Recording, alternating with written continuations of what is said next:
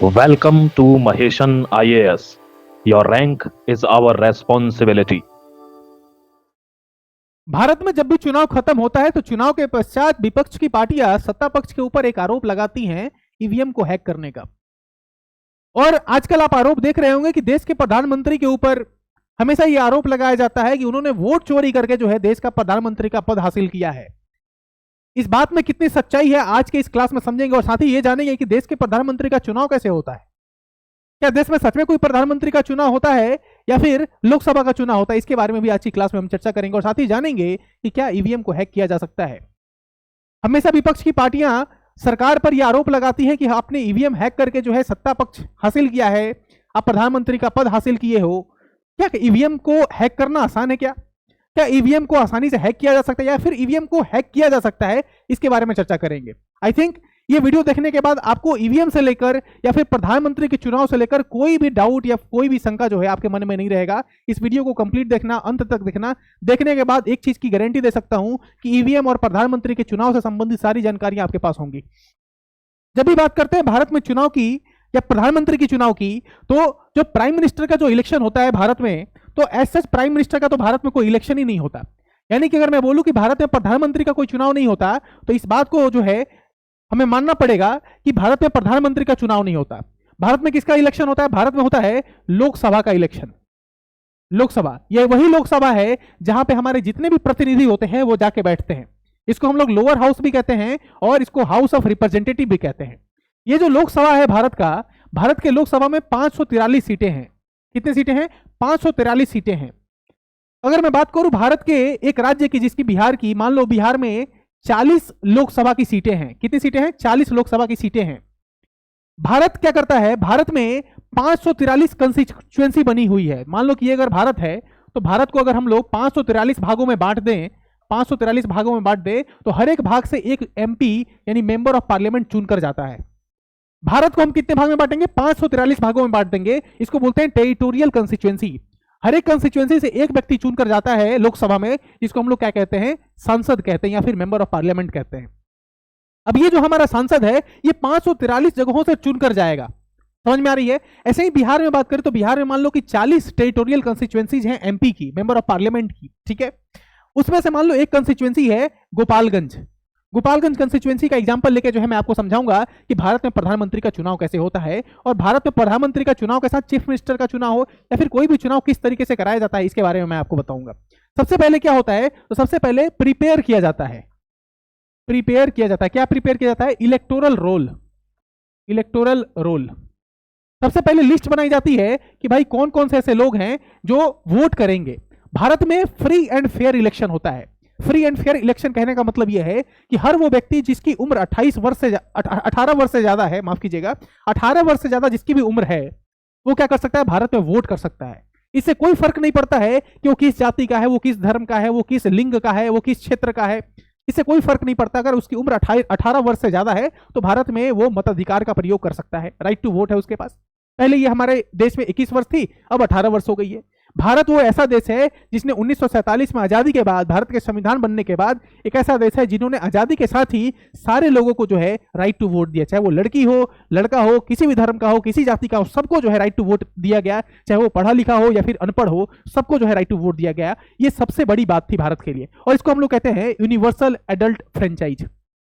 यानी हमारे पास क्या है? 18 वर्ष से अगर हमारी उम्र ज्यादा है तो हम क्या कर सकते हैं? वोट का इस्तेमाल कर सकते हैं। वैसे ही फ्री एंड फेयर इलेक्शन में एक और चीज होता है कि आप किसी भी जाति, किसी भी धर्म, किसी भी लिंग, किसी भी क्षेत्र के हो, अगर आपकी उम्र उस चुनाव के रिप्रेजेंटेटिव के रूप में खड़ा होने के लिए लायक है तो आप उस इलेक्शन में खड़ा होकर कॉन्टेस्ट भी कर सकते हैं। यानी कि अगर मेरी उम्र मान लो 25 साल है और मैं लोकसभा का चुनाव लड़ना चाहता हूं तो मैं लड़ सकता हूं, मुझे कोई रोक नहीं सकता। समझ रहे हो ना? तो आपको कॉन्टेस्ट करने से कोई रोक ना सके, आपको वोटिंग राइट इस्तेमाल करने से कोई रोक ना सके। इसी को तो फ्री एंड फेयर इलेक्शन कहते हैं। और जहां पे फ्री एंड फेयर इलेक्शन होगा वहीं पे लोकतंत्र होगा, वहीं पे क्या होगा? डेमोक्रेसी होगा। जहां पे फ्री एंड फेयर इलेक्शन नहीं है वहां पे लोकतंत्र नहीं हो सकता। ठीक है, तो समझना क्या कि सबसे पहले इलेक्टोरल रोल को बनाया जाता है। पहले देखा जाता है कितने वोटर्स हैं, कौन कौन लोग जो हैं वो वोट करने के लिए रेडी हैं। हर वो लोगों का जो है क्या बनेगा? वोटर आईडी कार्ड बनेगा, एपिक कार्ड बनेगा और वोटर आईडी कार्ड बना के जो है इनको हम लोग एलिजिबल बना देंगे कि आप लोग वोट कर सकते हैं। ठीक है, सबके नाम जो है उसमें जोड़ लिए जाएंगे। इसके वजह से क्या होगा कि इलेक्शन के डेट को हम लोग अनाउंस करेंगे। क्या करेंगे? इलेक्शन के डेट को अनाउंस करेंगे। दूसरा काम क्या होता है? इलेक्शन का डेट का अनाउंस करना कि भाई किस डेट को इलेक्शन होने वाला है। फॉर एग्जांपल अगर बिहार में अगर विधानसभा का चुनाव होने वाला है तो नवंबर में ऐसे उम्मीद किया जा रहा है कि नवंबर में चुनाव होगा, लेकिन अभी डेट अनाउंस नहीं है। तो इलेक्शन का डेट अनाउंस कर दिया जाता है कि इस तारीख को इतने फेजेज में, है ना, क्योंकि हमारा भारत क्या है, भारत में बहुत ज्यादा जनसंख्या है, 140-150 करोड़ की जनसंख्या है। तो वहां पे अलग, जैसे कि मान लो बिहार विधानसभा का अगर चुनाव की बात करूं तो 240 से ज्यादा सीट है, तो यहाँ पे सीट्स बहुत ज्यादा है, तो एक बार में सारे जगह पे इलेक्शन नहीं कराया जा सकता, वोटिंग प्रोसेस नहीं कराया जा सकता, इसीलिए अलग अलग तारीखों में 4-5 तारीखों में जो है इलेक्शन कराया जाता है, और उसके बाद से पूरे बिहार का इलेक्शन करा के फिर जो है लास्ट में रिजल्ट डिक्लेयर होता है। यानी कि इलेक्शन कमीशन क्या करता है, इलेक्शन कमीशन ऑफ इंडिया क्या करता है, डेट को अनाउंस करता है, और डेट को अनाउंस करने के बाद नोटिफिकेशन इशू होता है। अगर लोकसभा का चुनाव है तो राष्ट्रपति करेंगे, और विधानसभा का चुनाव है तो गवर्नर करेंगे। इलेक्शन का डेट जैसे ही अनाउंस होता है वैसे ही एमसीसी लागू हो जाता है। एमसीसी इसको कहते हैं model code of conduct. Model code of conduct लागू हो जाता है, यानी कि मॉडल कोड ऑफ कंडक्ट लागू होने के बाद कुछ ऐसी चीजें हैं जो आप नहीं कर सकते, चाहे आपकी सरकार है या फिर आपकी सरकार नहीं है, चाहे आप इंडिपेंडेंट कैंडिडेट हैं या फिर कैसे भी कैंडिडेट हैं, आप जो है कुछ चीजें नहीं कर सकते। यानी कि कैंपेनिंग, ज्यादा चीजें जो होती हैं, कैंपेनिंग, चुनाव का प्रचार करना, ये सब चीजें जो करना, वो एमसीसी लागू होने के पहले ही ज्यादातर की जाती हैं। एमसीसी लागू होने के बाद आपके ऊपर कुछ बंधन लगा दिया जाता है, कुछ रेस्ट्रिक्शन लगा दिया जाता है कि आप ये चीजें नहीं कर सकते। जैसे सरकार कोई नई योजना शुरू नहीं कर सकती, जैसे सरकार अपने गाड़ी का, जैसे कि जिस गाड़ी में मान लो कि प्रधानमंत्री घूम रहे हैं, मुख्यमंत्री घूम रहे हैं, उस गाड़ी का, उस हेलीकॉप्टर का, उस प्लेन का इस्तेमाल वो लोग चुनाव के प्रचार के लिए नहीं कर सकते। कुछ ऐसी चीजें हैं जिसको ध्यान में रखना होता है पार्टी को after implementation of model code of conduct. Model code of conduct जो है लागू होता है। एक और चीज होता है, मॉडल कोड ऑफ कंडक्ट लागू हो गया, अब आता है हमारा इलेक्शन का डेट। इलेक्शन का डेट आता है। अब इलेक्शन के डेट के दिन क्या होता है, मान लो कि बिहार विधानसभा का चुनाव है और आज तारीख है 23 तारीख। 23 तारीख को जो है क्या है, 23 तारीख को हमारा चुनाव होने वाला है, 23 सितंबर को। 23 सितंबर को जब चुनाव होने वाला है, इलेक्शन होने वाला है, उस दिन जो है वोट पड़ने वाला है, उसके 48 घंटे पहले एक रेस्ट्रिक्शन और लगाया जाता है, उसको बोलते हैं साइलेंस पीरियड। साइलेंस पीरियड क्या होता है कि इस पीरियड के टाइम में आप उस क्षेत्र में रैली नहीं कर सकते। फॉर एग्जाम्पल 23 सितंबर को गोपालगंज में चुनाव होने वाला है, तो गोपालगंज में 23 सितंबर या 22 सितंबर को आप लोग रैली नहीं कर सकते। समझ में आ रहा है? आप पटना में कर लो, क्योंकि पटना में चुनाव नहीं है, पटना में किसी और फेज में है, लेकिन आप गोपालगंज में नहीं कर सकते। समझ में आ रही है बात? तो 23 सितंबर को हमारा चुनाव होता कैसे है, पहले भारत में बैलेट सिस्टम से चुनाव होता था। बैलेट सिस्टम से चुनाव क्या होता था कि एक हमारा पेपर होता था, और पेपर पे क्या करते थे हम लोग, सारे कैंडिडेट के नाम लिखे रहते थे, और नाम लिखने के साथ साथ उनके सिंबल रहते थे, और जो हम लोग क्या करते थे उस पर टिक मार देते थे। इसको कहते हैं बैलेट पेपर। और बैलेट पेपर को एक बॉक्स में डाला जाता था, और फिर उसकी काउंटिंग होती थी, और फिर पता चलता था कि कौन विनर है, कौन जीत रहा है, कौन हार रहा है। पहले हमारे देश में कैसा चुनाव होता था, बैलेट पेपर से चुनाव होता था। लेकिन बैलेट पेपर से अब चुनाव नहीं होता भारत में। तो कैसे चुनाव होता है, तो ध्यान से समझना है। सुबह सुबह जो है एक पोलिंग बूथ होता है हमारा, एक पोलिंग बूथ होता है ना। ऐसे बहुत सारे पोलिंग बूथ होते हैं जहां पे आप जाके जो है अपने वोट को पोल कर सकते हो। आपके पास जो है प्रॉपर प्रूफ होना चाहिए, आइडेंटिटी प्रूफ ले जाके आप जो है अपना वोटिंग जो है यूज कर सकते हो, वोटिंग राइट यूज कर सकते हो। पोलिंग बूथ पे जाना है आपको, सुबह से जो है वोटिंग प्रोसेस शुरू हो जाती है। अब वहां पे क्या होता है, वहां पे रखा रहता है एक मशीन जिसको कहते हैं ईवीएम। इसका नाम है इलेक्ट्रॉनिक वोटिंग मशीन। अब हम आते हैं अपने मुद्दे पे, इलेक्ट्रॉनिक वोटिंग मशीन नाम है इसका। ईवीएम जो है एक मशीन से कनेक्टेड रहता है, इसको बोलते हैं कंट्रोल यूनिट, ठीक है। और एक और मशीन होता है, इसको बोलते हैं वीवीपैट, ठीक है। VVPAT, voter verifiable paper audit trial, इसका फुल फॉर्म होता है voter verifiable paper audit trial, और इसका फुल फॉर्म होता है इलेक्ट्रॉनिक वोटिंग मशीन। अब इलेक्ट्रॉनिक वोटिंग यहाँ पे क्या है, एक हमारा यहाँ पे लगा हुआ है टेबल, एक मशीन लगा हुआ है। इसमें क्या होता है कि सारे कैंडिडेट का नाम और उनका लोगो, कैंडिडेट का नाम और उनका लोगो, कैंडिडेट का नाम और उनका लोगो, कैंडिडेट का नाम और उनका लोगो, ये कैसे ऑर्डर में होता है, अल्फाबेटिकल ऑर्डर में होता है। अल्फाबेटिकल ऑर्डर में, जैसे कि मेरा नाम ए से अगर शुरू हो रहा है तो मेरा नाम पहले आएगा, बी से शुरू होने वाले का बाद में आएगा, सी से शुरू होने वाले का उसके बाद आएगा। अल्फाबेटिकल ऑर्डर में होने के साथ साथ पार्टी के ऑर्डर में भी होता है, यानी कि सबसे पहले नेशनल पार्टी होंगी, ऊपर के जो टॉप कैंडिडेट होंगे वो किस पार्टी के होंगे, नेशनल पार्टी के, फिर उसके नीचे स्टेट पार्टी वाले होंगे, उसके नीचे जो है हमारे जो रीजनल पार्टीज हैं उनके होंगे, उसके नीचे रजिस्टर्ड पार्टीज वाले होंगे, उसके नीचे जो है इंडिपेंडेंट कैंडिडेट होंगे, यानी कि इंडिपेंडेंट कैंडिडेट हमेशा नीचे रहेंगे। समझ में आ रही है बात? अब कोई भी व्यक्ति, मान लो कि ये कोई व्यक्ति है, ये वोटिंग करने के लिए आया हुआ है, ठीक है। ये व्यक्ति जो है वोटिंग करने के लिए आया है, कैसे वोट करेगा, तो सबसे पहले ये जाएगा वहां पे जो भी पोलिंग बूथ पे जो भी लोग होंगे, ऑफिसर्स जो भी होंगे। एक्चुअली क्या होता है कि हर एक डिस्ट्रिक्ट में एक रिटर्निंग ऑफिसर होता है। Returning officer. और ये रिटर्निंग ऑफिसर का काम होता है पूरे वोटिंग प्रोसेस को मैनेज करना। अगर लोकसभा का चुनाव है तो जनरली डिस्ट्रिक्ट मजिस्ट्रेट को रिटर्निंग ऑफिसर बनाया जाता है। विधानसभा का चुनाव है तो सब डिविजनल मजिस्ट्रेट जो होते हैं उनको रिटर्निंग ऑफिसर बनाया जाता है। होता क्या है इसमें ध्यान से समझना कि ये जो व्यक्ति है ये अंदर करेगा, वोट करने के लिए जाएगा, तो ध्यान रखना वोटिंग का जो भी प्रोसेस होता है वो छिपकर किया जाता है, सीक्रेट वोटिंग होती है। यानी कि आप सबको बताना नहीं है कि मैंने इसको वोट किया, या फिर कोई देख भी नहीं सकता। सीक्रेट वोटिंग होती है, आपको एक बक्से के अंदर जाना है और वहां पर वोटिंग करना है। होता क्या है कि ये व्यक्ति जो है अंदर जाएगा इस मशीन के पास जाएगा, और जैसे ही इस मशीन के पास जाएगा यहाँ पे कंट्रोल यूनिट पे एक व्यक्ति बैठा रहता है। उसके पास दो बटन रहता है, एक बटन होता है स्टार्ट का और एक बटन होता है स्टॉप का। दो बटन उसके पास रखे रहते हैं। अब ये व्यक्ति जैसे ही वोटिंग करने के लिए अंदर जाता है, ये व्यक्ति जो है स्टार्ट, ये पहले चेक कर लेता है कि भाई इस व्यक्ति के पास पहले वोटर आईडी कार्ड है कि नहीं, प्रॉपर आइडेंटिटी कार्ड है कि नहीं। चेक करने के बाद इसको अंदर भेजेगा। ये व्यक्ति अंदर जाएगा और उसके अंदर जाने के बाद जो कंट्रोल यूनिट पे बैठा रहता है वो स्टार्ट बटन दबा देता है। जैसे ही स्टार्ट बटन दबाएगा वैसे ही जाके आप अंदर घुसोगे और जाके अपना जो भी आपको पसंद है, मान लो आप इसको वोट करना चाहते हो तो आप इसको वोट करने के लिए यहाँ पे एक बटन रहता है, उसको यहाँ पे प्रेस कर देना है, वोटिंग आपका हो जाएगा। समझ में आ रही है? तो होता क्या था पहले कि ईवीएम का जब हम लोग यूज करते थे वोटिंग के लिए तो उसमें यह बात उठी कि ईवीएम से जो है हम लोग हैक कर पा रहे हैं, ईवीएम हैक हो जा रही है और ईवीएम को हैक करना आसान है। इसके लिए हमने इंट्रोड्यूस किया वीवीपैट को। वीवीपैट क्या करता है कि जैसे ही हम यहाँ पे किसी सामने, जैसे मान लो हमने बीजेपी को वोट किया और ये कोई कैंडिडेट है, मान लो शांतनु नाम का कोई कैंडिडेट है बीजेपी पार्टी का, और इसने क्या किया है कि ये जो पर्सन है जिसने वोट किया है इसने बीजेपी को वोट दिया है। जैसे इसने बीजेपी को वोट किया, वीवीपैट के स्क्रीन पे एक जो है इंफॉर्मेशन आता है, उसमें क्या लिखा रहता है, सीरियल नंबर लिखा रहता है। मतलब आप कितने नंबर वाले वोटर हैं। मतलब मेरे पहले जो है 50 लोग वोट दे चुके हैं तो मैं 51 नंबर पे हूं, तो यहाँ पे सीरियल नंबर लिखा रहेगा 51 नंबर। मैंने किसको वोट दिया है तो उस कैंडिडेट का नाम लिखा रहेगा। जैसे कि मैंने शांतनु को वोट दिया है तो शांतनु का नाम लिखा रहेगा, शांतनु का सिंबल यहाँ पे लिखा रहेगा कि भाई मैंने इस सिंबल पे वोट दिया है। तो मैंने क्या किया, यहाँ पे जैसे ही बटन दबाया मैंने चेक कर लिया, अच्छा ठीक है मैंने इसको वोट दिया, उसी को चला गया। ऐसा नहीं कि मैंने बीजेपी को वोट दिया और कांग्रेस को चला गया, ऐसा नहीं होगा, है ना। तो जैसे बीजेपी को मैंने वोट दिया और वहां पे बीजेपी ही दिखा रहा है, इट मींस कि मेरा वोट सही पर्सन को चला गया। अब जैसे ही यहाँ पे सिंबल यहाँ पे दिखाता है वैसे ही ये क्या होता है, प्रिंट होके नीचे एक बॉक्स में इकट्ठा हो जाता है। और ये जो प्रिंटेड फॉर्म में जो ये स्लिप निकला है वो हमको नहीं मिलता है, ठीक है, वो उनके पास रहता है, इलेक्शन कमीशन के पास रहता है अपना, ठीक है। अब यहाँ पे मैंने वोट किया और वोट करने के बाद हम चले गए। समझ में आ रही है बात? वोट करने के बाद हम चले गए। ऐसे ही सब लोग आते हैं, अपना वोटिंग करते हैं और वोटिंग करने के बाद चले जाते हैं। पहले हमारे यहाँ क्या होती थी, वोटिंग जो है बैलेट पेपर से होती थी। अभी आपको समझ में आ रहा होगा, ध्यान से समझना। पहले हमारे भारत में बैलेट पेपर से वोटिंग होती थी और अभी किससे होती है, ईवीएम से होती है, इलेक्ट्रॉनिक वोटिंग मशीन से। अब दोनों में फर्क क्या है? ईवीएम की जब भी बात करते हैं, देखो कोई भी मेथड हो इलेक्शन का, उसमें क्या क्या चीजें देखी जाती हैं। सबसे पहले देखी जाती है एक्यूरेसी।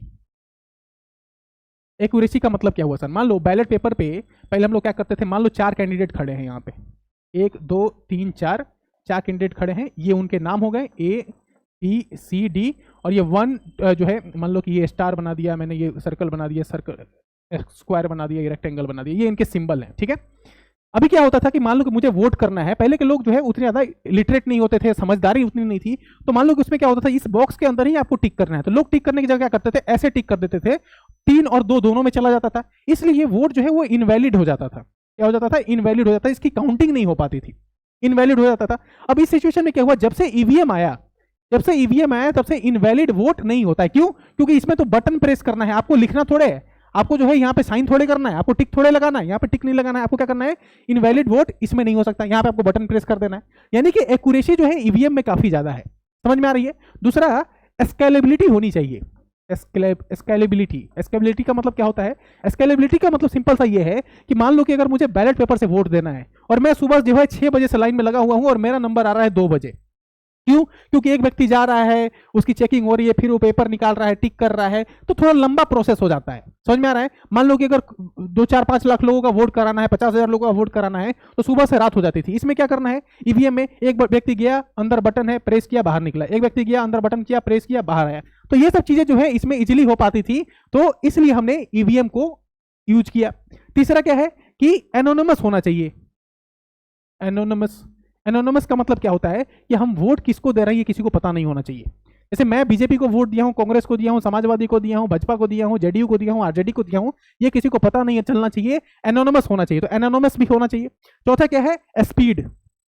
स्पीड का मतलब क्या हुआ, पहले क्या होता था कि वोटिंग हो गई और उसको काउंट करने में लंबा समय लग जाता था कि कितने किसको वोट मिले हैं, ये काउंट करने में लंबा समय लग जाता था और रिजल्ट काफी लंबे समय में आता था। अभी तो ये क्या है, मशीन है, मशीन को मैंने जो है मान लो कि इसको 500 वोट मिले हैं एक दिन में, मैंने एक बटन दबाया और बटन से पता चल गया कि एक दिन में 500 वोट मिले हैं और 500 में 200 जो है बीजेपी को मिला है, 300 कांग्रेस को मिला है, 100 जो है समाजवादी पार्टी को मिला है, 50 जो है बसपा को मिला है। ऐसे जो है सारे मैंने पता कर लिए इजीली कि किस पार्टी को कितने वोट मिले हैं। मशीन से जो है इजी कर हो गया, हमारा आसान हो गया। साथ ही साथ जब से ईवीएम आया तब से जो है पेपर का यूज कम शुरू हो गया। पहले हम लोग क्या ज्यादा से ज्यादा पेपर यूज करते थे, बैलेट पेपर में बहुत ज्यादा पेपर यूज होता था और बहुत ज्यादा पेपर यूज हुआ तो बहुत सारे पेड़ को काटने पड़ेंगे और बहुत ज्यादा जब पेड़ को काटने पड़ेंगे तो उस सिचुएशन में क्या होगा कि इन्वायरमेंट को नुकसान पहुंचेगा। साथ ही साथ पहले देखोगे तो पहले बूथ कैप्चरिंग बहुत ज्यादा होता था। बूथ कैप्चरिंग कैसे होता था, मान लो कि एक व्यक्ति आया, उसने पूरे बूथ को कैप्चर कर दिया और बूथ को कैप्चर करने के बाद उसने बैलेट पेपर जो है सारे ले लिए हाथ में और जिस पार्टी को वो चाहता है, मान लो कि वो चाहता है आरजेपी पार्टी को, आरजेपी पार्टी है कोई और आरजेपी पार्टी के ऊपर डायरेक्ट जो है टिक करते करते और टिक कर करके जो है बैलेट बॉक्स में डाला जा रहा है। तो बूथ कैप्चरिंग करना पहले काफी इजी था, लेकिन जब से ईवीएम आया है तब तक बूथ कैप्चरिंग करना आसान नहीं रहा है। क्यों बूथ कैप्चरिंग करना आसान इसलिए नहीं रहा है क्योंकि मान लो कि ये हमारा ईवीएम है, ठीक है, और यहाँ पे है हमारा कंट्रोल यूनिट और यहाँ पे है वीवीपैट। अब क्या है कि एक आदमी जब इंटर करता है वोट डालने के लिए तो वो एक मिनट में जो है 4 या शायद 5 वोट ही डाल सकता है, 4 या 5 वोट ही डाल सकता है। मान लो उसने जल्दी जल्दी 4-5 वोट दबा दिया लेकिन फिर उसको रुकना पड़ेगा। लेकिन ये जो कंट्रोल यूनिट है, यहाँ पे जो है जो पर्सन बैठा है उसके पास स्टार्ट और स्टॉप बटन दोनों दिया है। जैसे ही इसको पता चलेगा कि बूथ कैप्चर हो गया है वैसे ही वो स्टॉप बटन को दबा देगा। स्टॉप बटन को दबाते ही आपका वोट काउंट नहीं होगा। समझ में आ रही है आपको बात। फिर यहाँ पे वीवीपैट भी है। तो ऐसे जो है बूथ कैप्चरिंग जो है पूरी तरीके से खत्म हो गया है। बूथ कैप्चरिंग पूरी तरीके से खत्म हो गया है। ये क्लियर हो गया आपको। आई थिंक यहाँ तक चीजें समझ में आ रही। कोई भी डाउट जो है वो आपको यहाँ पे बताना है। पहले इनवैलिड वोट्स बहुत ज्यादा होते थे, इनवैलिड वोट्स भी पूरी तरीके से कम हो गए। इनवैलिड वोट्स समझ में आ रहा है। अब बात आती है कि क्या हम लोग ईवीएम को हैक कर सकते हैं। तो देखो जहां तक बात है हैक करने की, तो ईवीएम कैसा है, तो ईवीएम एक कैलकुलेटर की तरह है। अगर कैलकुलेटर को हैक कर सकते हैं तो ईवीएम को भी हैक कर सकते होंगे। क्या कैलकुलेटर को हैक किया जा सकता है? जो आप कैलकुलेटर का यूज करते हो, क्या उस कैलकुलेटर को हैक किया जा सकता है? कैलकुलेटर में हम लोग क्या करते हैं, 1 + 1 + 1 + 1 ऐसे किए, उसने 4 बता दिया। वैसे ही वोट हम डालने गए, एक व्यक्ति ने वोट डाला, दूसरे व्यक्ति ने डाला, तीसरे व्यक्ति ने डाला, चौथे व्यक्ति ने डाला, पांचवें ने डाला, तो ईवीएम क्या करता है, उसको काउंट करके बता देता है कि 5 वोट डाले गए हैं। समझ में आया। फॉर एग्जाम्पल फिर भी अगर कोई दिक्कत होती है, मान लो एक जो है इलेक्शन हुआ, बिहार में इलेक्शन हुआ गोपालगंज में, और गोपालगंज में एक कैंडिडेट खड़ा हुआ जिसका नाम था विशाल। एक कैंडिडेट खड़ा हुआ जिसका नाम था विशाल, और विशाल को जो है 0 वोट मिले।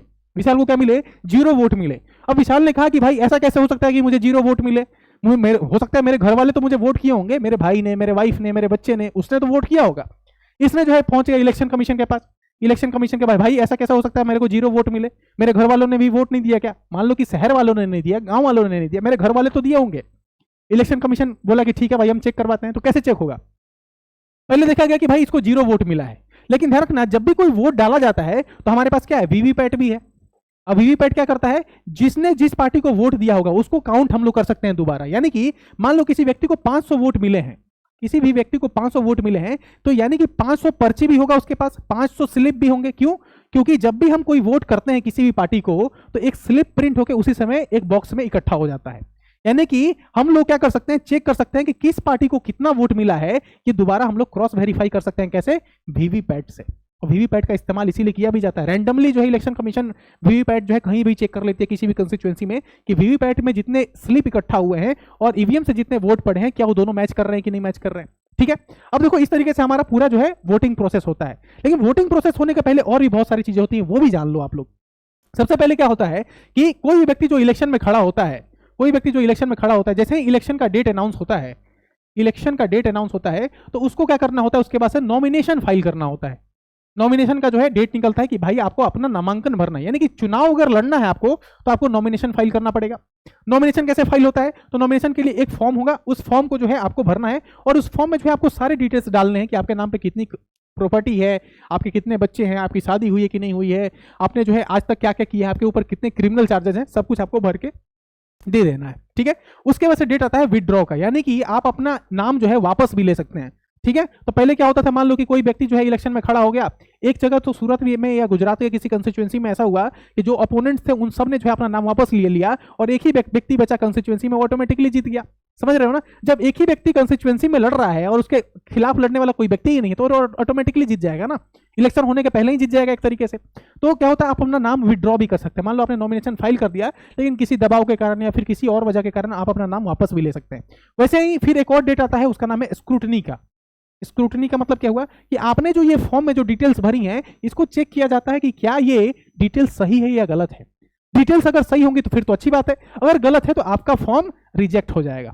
आपका फॉर्म क्या होगा? रिजेक्ट हो जाएगा। समझ में आ रहा है? और साथ ही साथ आपको जब नॉमिनेशन भरते हो तो कुछ पैसे भी जमा करने होते हैं, जिसको बोलते हैं जमानत राशि। आपने सुनी होगी कि आपका जमानत जब्त हो गया। जमानत जब्त होने का मतलब क्या है? वो जो पैसे 10,000 20,000 जो भी अमाउंट है जो आपने जमा किया है, अगर आप minimum number of vote secure नहीं कर पाते हैं तो वो पैसा आपको वापस नहीं मिलता है। ठीक है, तो इस तरीके से जो है हमारा इलेक्शन होता है। उसके बाद से मान लो कि एक कैंडिडेट जो है अपना नॉमिनेशन भर दिया, अब वो इलेक्शन में खड़ा है। इलेक्शन में खड़ा है तो इलेक्शन में जब वो खड़ा हो गया, एमपी का चुनाव लड़ रहा है वो, और चुनाव लड़ने के बाद उसके साथ बहुत सारे और भी अपोनेंट हैं। और मान लो कि ये गोपालगंज से चुनाव लड़ रहा है और गोपालगंज में 5 लाख वोटर्स हैं, 5 लाख वोटर्स हैं, और यहाँ पे कॉन्टेस्ट करने वाले 5 लोग हैं, 1 2 3 4 और 5।